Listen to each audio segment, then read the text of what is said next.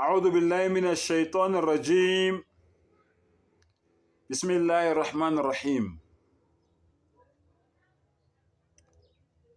لن تروني. Ngicela Allah angivikele kusathane ongathandwa. Egameni lika Allah onomusa onesihawu. Bafowethu.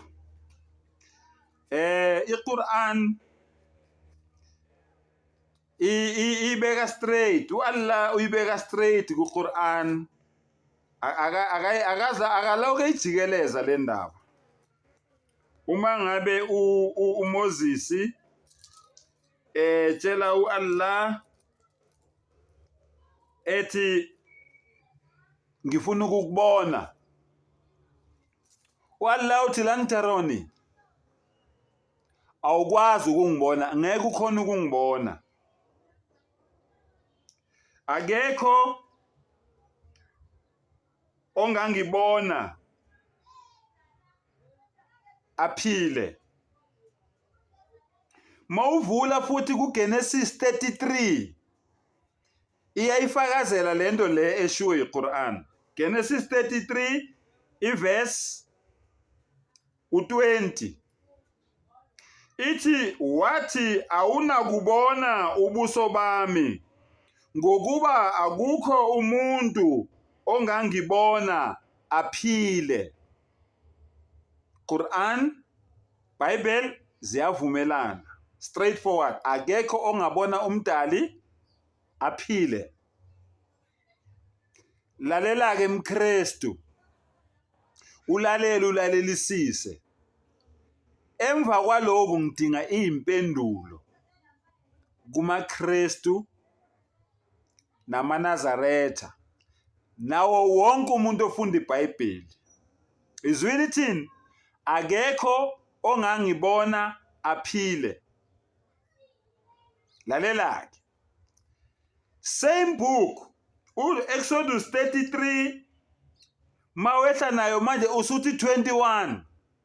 Lalela lithini? uJehova wathi, bheka nansi indawo kimi, uyakuma edwaleni. Kuyakuthi isadlula inkazimulo yami, ngiyakukufaka ofantwini ledwala, ngikumboze ngesandla sami, ngize ngidlule. Bese ngisusa isandla sami, ubone umhlane wami. Uyizwa kahle? Kepha ubuso bami abuyi kubonwa. Akekho ongangibona aphile, kodwa uzobona isandla sami nomhlane wami. Hayi, izifundele nawe. Akugcinanga ngoMose. Lalela. Jeremiah 32 verse 30. uJakobe waqamba igama laleyo ndawo ngokuthi iPheniyeli, ngokuba wathi sibonene noNkulunkulu ubuso nobuso. Isifundele nawe. Bese uya manje kubani? kuDeuteronomy 34.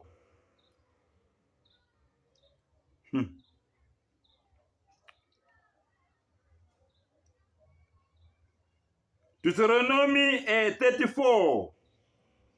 Bese uya ku10. Lalela.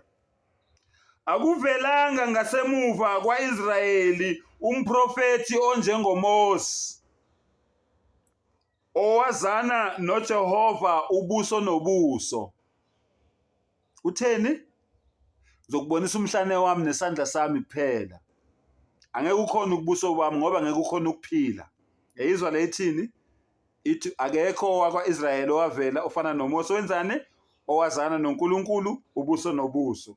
Izwile kaGenesis 32 ithi uJakobe wenzani? Wetha indawo ukuthi Peniel ngoba ubonene noNkulunkulu ubuso nobuso. Ubani isiphukuphuku? Ubani wenziwe isiphukuphuku la? John 1 verse 18. Akekho oke wabona uNkulunkulu. John 1 verse 18. Akekho oke wabona uNkulunkulu. Genesis 1 verse 26. Masenze abantu ngomfanekiso wethu basifuze. Phendulani ke maKristu. Phendulani ke maNazaretha. Phendulani maRoma. Phendulani maWatchtower. Ngiyaphela lapho.